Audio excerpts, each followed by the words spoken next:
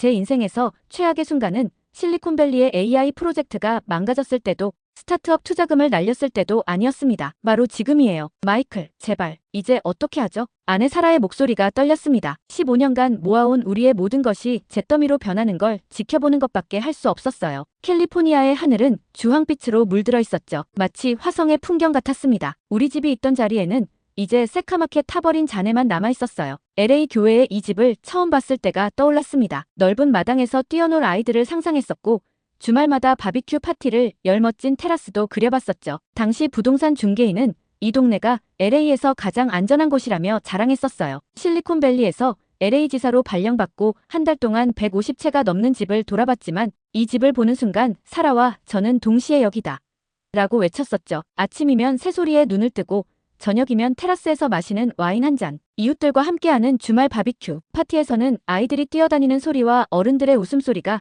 늘 뒤섞여 있었습니다. 에밀리가 처음 걸음마를 뗀 곳도 자전거를 처음 탄 곳도 이 마당이었어요. 지난 봄에는 작은 텃밭도 만들었죠. 에밀리가 토마토 모종을 심으며 좋아하던 모습이 아직도 눈에 선한데 이제는 그 모든 것이 제가 되어버렸습니다. 여보, 괜찮아요. 보험금으로 다른 집을 구할 수 있을 거예요. 하지만 제 목소리는 공허했습니다. 이번 산불은 달랐어요. 이전에는 상상도 못했던 규모였죠. 소방관들도 이번엔 다르다고 했습니다. 기후변화가 만들어낸 최악의 재앙이었어요. 아빠, 숨쉬기 힘들어요. 10살 딸 에밀리가 기침을 하며 말했습니다. 천식이 있는 아내도 마스크를 쓴 채 힘겹게 숨을 쉬고 있었어요. LA의 공기는 이제 완전히 오염되어 있었죠. 산불 연기가 도시 전체를 뒤덮었고 마치 영화 속 종말의 풍경 같았습니다. 임시 거처로 잡은 호텔방에서 노트북을 펼쳤어요. 실리콘밸리 AI 스타트업의 수석 개발자라는 직함이 무색하게 저는 부동산 사이트를 뒤적이고 있었습니다. LA 외곽의 집값은 천정부지로 치솟아 있었고 산불 위험이 낮은 지역은 프리미엄이 붙어 있었죠.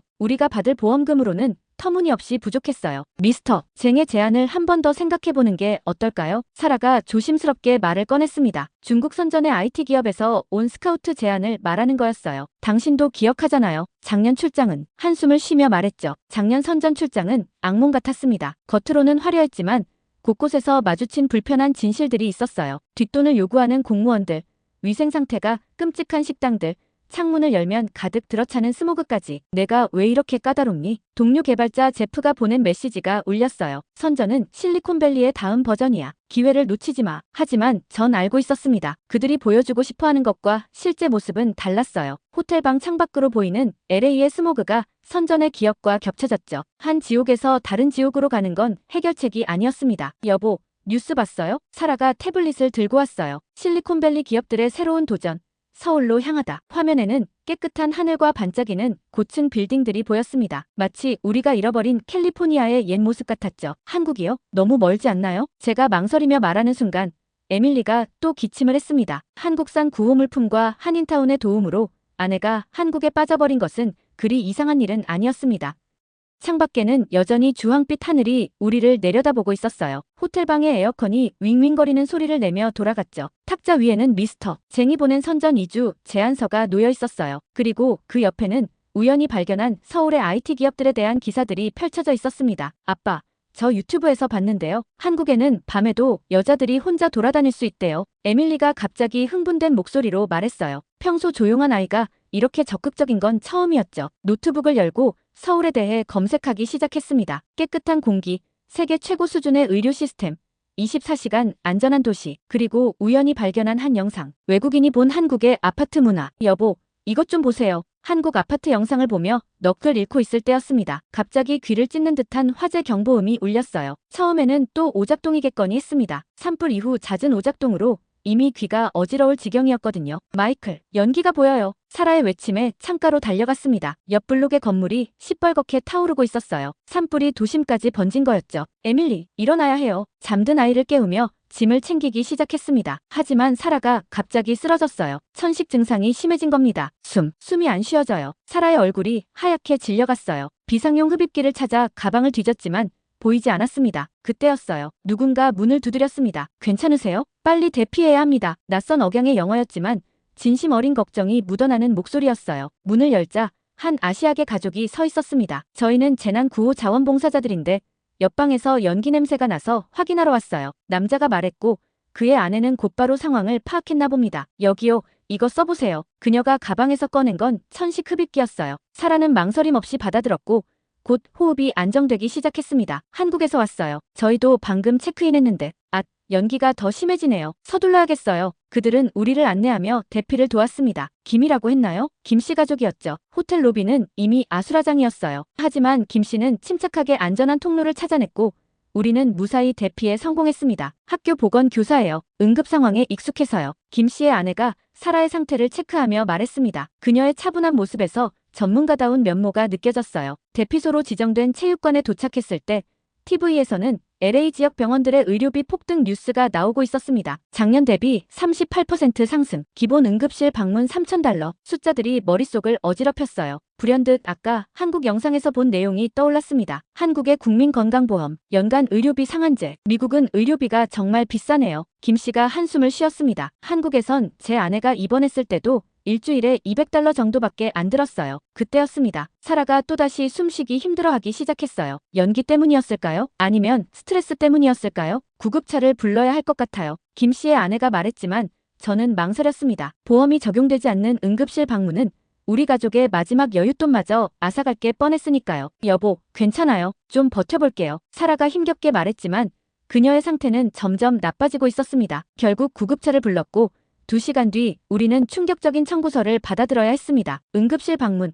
간단한 검사와 치료, $5,800. 이런 게 바로 현대판 약탈이죠. 김씨가 쓴웃음을 지었습니다. 아내 병원비 때문에 예정보다 일찍 한국으로 돌아가기로 결정했어요. 생각보다 배보다 배꼽이 더 크더라고요. 그러니까 병원비 때문에 본국으로 돌아가신 거예요? 제가 조심스레 물었습니다. 네, 처음엔 정말 망설였죠. 그래도 나름의 사명감 때문에 오긴 했지만 예상치 못한 변수로 인해 아내의 증상이 점점 심해지면서 병원비가 감당이 안 되더라고요. 한 달 월급이 며칠 만에 날아가는 걸 보면서 무슨 의미가 있나 싶더군요. 김씨는 잠시 생각에 잠긴 듯 하다가 말을 이었습니다. 서울에선 병원도 부담 없이 다닐 수 있죠. 얼마 전에는 감기로 병원에 갔는데 진료비가 고작 $5 정도였어요. 그의 말에 사라가 놀란 듯 고개를 들었습니다. 그동안 병원비 때문에 얼마나 마음고생을 했는지 저는 너무 잘 알고 있었거든요. 무엇보다 김씨가 창밖을 바라보며 말했습니다. 이런 산불 걱정 없이 사는 것, 이게 얼마나 큰 축복인지 몰라요. 한국의 봄은 정말 아름답거든요. 벚꽃이 피고 공기도 깨끗하고 가끔은 이런 생각도 들어요.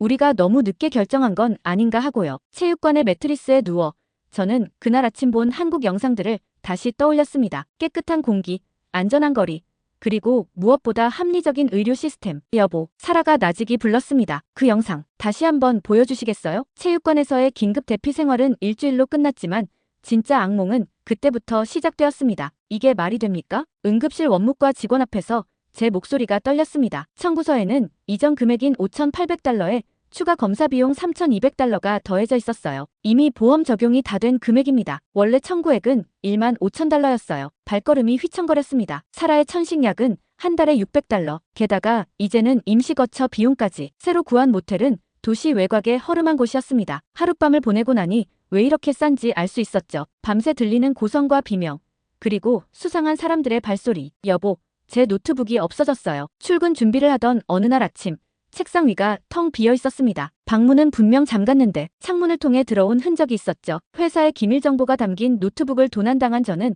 패닉 상태에 빠졌습니다. 그리고 그날 오후 에밀리의 학교에서 전화가 왔어요. 페런츠, We have a situation. 학교 근처에서 수상한 사람이 목격되었다는 겁니다. 총기를 소지했을 가능성이 있다고. 더 이상은 못 보내겠어요. 사라가 단호하게 말했습니다. 에밀리는 이미 트라우마를 겪고 있었어요. 밤마다 악몽을 꾸고 큰 소리만 들려도 떨기 시작했으니까요. 그때 제 휴대폰이 울렸습니다. 마이클, 잘 지내시나요? 저번에 말씀드린 기회 다시 한번 생각해 보셨나요? 미스터 쟁이었습니다. 중국 선전의 IT 기업, 연봉은 현재의 2배, 주택도 제공한다고 했죠. 망설이고 있을 때 갑자기 메신저 알림이 울렸어요. 김씨였습니다. 마이클 씨, 잘 지내시나요? 사모님 건강은 어떠신가요? 순간 코끝이 찡해졌습니다. 도난 신고와 보험 처리에 정신이 없어 연락도 못 드렸는데 사실 많이 힘듭니다. 저도 모르게 장문의 메시지를 보내고 있었어요. 천식 악화, 도난 사고, 학교 문제까지. 혹시 이거 보셨나요? 김씨가 보내온 링크를 클릭했습니다. 솔 메더컬 센터 인터내셔널 헬스케어. 영어로 된 안내 페이지였어요. 천식 환자 연간 의료비 부담 비교 미국 vs 한국. 도표를 보며 눈이 휘둥그레졌습니다. 차이가 너무 컸어요. 국민건강보험에 가입하면 외국인도 같은 혜택을 받을 수 있답니다. 다음날 미스터 쟁에게서 또 연락이 왔습니다. 선전의 신규 주거단지를 보여드리고 싶네요. 최첨단 보안 시스템. 하지만 전 이미 유튜브에서 중국의 무허가 병원 문제와 가짜 약 스캔들에 대한 영상을 보고 있었죠. 그리고 옆 창에는 서울의 한 대형 병원 국제진료센터 페이지가 켜져 있었고요. 여보, 사라가 조용히 불렀습니다. 김 선생님이 보내주신 서울국제학교 영상 보셨어요? 에밀리를 위한 심리 상담 프로그램도 있대요. 창밖에서 또다시 수상한 소리가 들렸습니다. 복도를 걷는 무거운 발소리. 에밀리는 무서웠는지 이불 속으로 파고들었어요. 그때 김 씨가 마지막으로 보낸 메시지가 떠올랐습니다. 한국의 응급실은 24시간 열려있고 전화 한 통이면 어느 병원이든 갈 수 있어요. 무엇보다 밤거리를 걸어도 총알은커녕 강도도 걱정 없죠. 손이 저절로 움직였습니다. 인터넷 창을 열고 검색어를 입력했어요. 서울행 항공권 가격. 서울행 비행기에서 내린 순간 사라의 어깨가 들썩였습니다. 숨을 크게 들이마시더니 깜짝 놀란 표정을 지었어요. 여보, 이상해요. 왜? 숨쉬기 힘들어? 아니요. 너무 잘 쉬어져요. 인천공항에서 서울로 향하는 길. 차창 밖으로 보이는 풍경에 에밀리가 연신 감탄했습니다. LA의 누런 하늘과는 달리 서울의 하늘은 맑고 푸르렀어요. 김 씨가 추천해준 병원은 강남에 있었습니다. 도착하자마자 놀란 것이 접수부터가 달랐어요. 보험카드 한 장만 내밀었을 뿐인데 복잡한 서류 작성도 선불 결제도 필요 없었습니다. 검사 결과가 나왔네요. 의사가 모니터를 보며 말했습니다. 천식 증상이 있지만 더 큰 문제는 스트레스와 불안 증세예요. 이런 복합적인 요인이 증상을 악화시켰을 가능성이 높습니다. 그리고 그가 건넨 처방전, 2달치 약값이 우리가 LA에서 내던 하루치 약값보다도 저렴했습니다. 이게 말이 되나요? 제가 의심스러운 눈으로 영수증을 확인하자 간호사가 웃으며 말했어요. 외국인이시라 보험 혜택을 100% 받지는 못하시는데도 이렇게 저렴하세요. 병원을 나온 후 김 씨 부부가 우리를 찾아왔습니다. 잠시 시간 되세요? 우리 동네 한번 구경하시죠. 그들이 살고 있는 아파트 단지에 도착하자마자 에밀리가 환호성을 질렀어요. 아빠, 저기 놀이터에 애들이 많아요. 놀이터 경비 아저씨도 있어요. 단지 안으로 들어서며 본 풍경은 마치 다른 세상 같았습니다. 24시간 상주하는 경비실, 차량 번호 자동 인식 시스템, 지하 주차장의 완벽한 보안, 심지어 엘리베이터 앞에서는 얼굴 인식이 필요했어요. 이쪽으로 오세요. 김 씨 부인이 안내한 곳은 단지 내 도서관이었습니다. 우리 딸이 방과 후에 여기서 공부해요. 밤 10시까지 운영하거든요. 에밀리의 눈이 반짝였습니다. LA의 학교에서는 상상도 못할 광경이었죠. 다음 날 우리는 서울의 한 카페에 자리 잡았습니다. 아침 7시 LA 팀과의 화상회의가 있었거든요. 한국은 오후 11시였죠. 마이클, 한국은 어때? 시차는 좀 적응되어가? 팀장인 스콧이 걱정스러운 목소리로 물었습니다. 지난 일주일간 제 다크서클이 점점 진해지는 걸 화상으로나마 지켜봤으니까요. 솔직히 말하면 쉽지 않네요. 하지만 여기 커피가 정말 훌륭해서 버티는 중입니다. 제가 웃으며 답했지만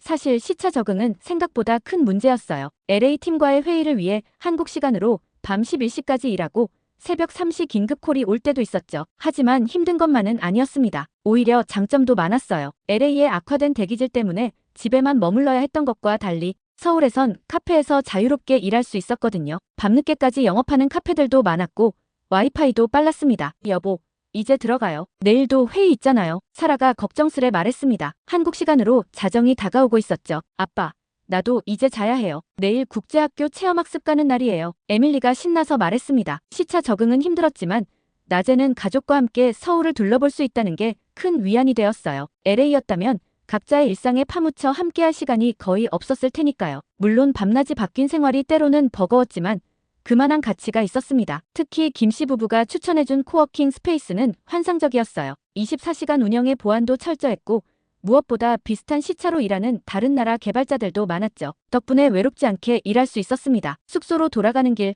늦은 시간인데도 편의점은 환하게 열려 있었고 거리에는 여학생들이 웃으며 걸어가고 있었습니다. LA에서는 상상도 못할 광경이었죠. 마이클, 잠자리에 든 후 사라가 말했어요. 처음으로 제가 숨 쉬는 것을 걱정하지 않았어요. 그동안 제가 얼마나 불안해하고 있었는지 이제야 알겠어요. 다음 날 김 씨의 소개로 방문한 국제학교. 맘, Can I go he, please? 에밀리가 처음으로 학교에 가고 싶다고 조르는 모습을 보였습니다. 일주일이 지났을 때 사라의 천식 증상은 거의 사라졌고 에밀리의 표정은 더할 나위 없이 밝아졌어요. 제 시차 적응도 조금씩 나아지고 있었고 무엇보다 가족들의 행복한 모습을 보는 것만으로도 충분했습니다. 귀국 비행기를 기다리며 우리 가족은 서로를 바라보았습니다. 말은 필요 없었어요. LA로 돌아가더라도 우리는 곧 다시 이곳으로 올 거란 걸 알고 있었을지도요. 에밀리, 한국어 공부 시작해볼까? 제가 농담처럼 던진 말에 에밀리가 눈을 반짝이며 고개를 끄덕였습니다. LA에 돌아온 지 일주일째. 에밀리가 아침 식사 테이블에서 갑자기 말했습니다. 아빠, 안녕하세요. 저와 사라는 깜짝 놀라 서로를 바라봤어요. 한국에서 돌아온 후 에밀리는 유튜브로 한국어 강의를 듣기 시작했거든요. 그것도 매일 아침 일찍 일어나서 말이죠. 어제는 맛있게 먹었습니다도 배웠어요. 에밀리가 자랑스럽게 말했습니다. 창밖으로 보이는 뿌연 하늘이 마음을 무겁게 했어요. 한국에서의 이주가 마치 꿈만 같았습니다. 서울의 맑은 하늘이 자꾸만 떠올랐어요. 여보, 괜찮아요? 사라의 기침 소리가 다시 잦아지고 있었습니다. 한국에서는 거의 사라졌던 증상이 LA로 돌아오자마자 다시 시작된 거죠. 아무래도 병원에 다시 가봐야 할 것 같아요. 사라가 힘겹게 말했습니다. 창가에 놓인 공기청정기가 빨간 불을 켜며 돌아가고 있었어요. 에어컨을 틀어도 공기청정기를 켜도 나아질 기미가 보이지 않았습니다. 밤마다 사라는 기침을 하며 잠에서 깨곤 했죠. 한국에서 찍은 사진을 보다가 문득 깨달았어요. 그곳에서의 사라는 얼마나 건강해 보였는지, 웃는 모습이 얼마나 밝았는지. 여보, 어젯밤에 찾아본 서울 날씨 앱 좀 보여주실래요? 사라가 힘없이 말했습니다. LA의 빨간색 경고등과 너무나도 대비되는 그 도시의 맑은 하늘과 화면에 떴던 초록색 수치가 자꾸만 떠오르는걸요. 데드. Can we watch another Korean drama? 주말이면 에밀리가 조르곤 했어요. 처음에는 자막을 읽느라 힘들었지만 이제는 한국어 몇 마디를 알아듣고 좋아하는 장면에서는 대사를 따라하기도 했죠. 빤, 사랑해요. 드라마 속 대사를 따라하다가 뜻을 물어보는 에밀리를 보며 문득 깨달았습니다. 우리 가족이 이미 한국으로 마음이 기울어져 있다는 걸요. LA 집을 매물로 내놓았을 때 부동산 중개인이 묻더군요. 이 시기에 파시는 이유가 있으신가요? 창 밖으로 보이는 누런 하늘이 대답을 대신해주는 것 같았어요. 매일 밤 사라와 부동산 사이트를 둘러보았습니다. 서울의 아파트들은 우리가 본 것보다 더 많은 걸 제공하고 있었어요. 수영장, 피트니스 센터, 도서관, 키즈 카페, 그리고 무엇보다 중요한 건 공기청정 시스템이었죠. 여보, 이 아파트 어때요? 사라가 한 매물을 가리켰습니다. 한강이 보이는 전망, 국제학교와의 거리, 지하철역과의 접근성, 모든 게 완벽해 보였어요. 하지만 현실적인 문제들이 하나둘 나타나기 시작했습니다. 집을 보러 오는 사람들은 있었지만 가격 협상은 쉽지 않았어요. 산불 위험이 있는 지역이라는 이유로 시세보다 낮은 가격을 제시했거든요. 마이클, 한국 정착 지원 프로그램에 대해 들어보셨나요? 김 씨가 보내준 링크를 클릭해보니 외국인을 위한 다양한 지원책들이 있었습니다. 의료보험 가입 방법부터 은행 계좌 개설까지 모든 정보가 영어로 제공되고 있었어요. 주말 저녁, 우리 가족은 다 같이 소파에 앉아 한국 예능을 보고 있었습니다. 에밀리는 자기도 한국 학교에 가서 급식을 먹어보고 싶다고 했고 사라는 김치 담그기 영상을 찾아보고 있었죠. 여보, 사라가 문득 말했습니다. 우리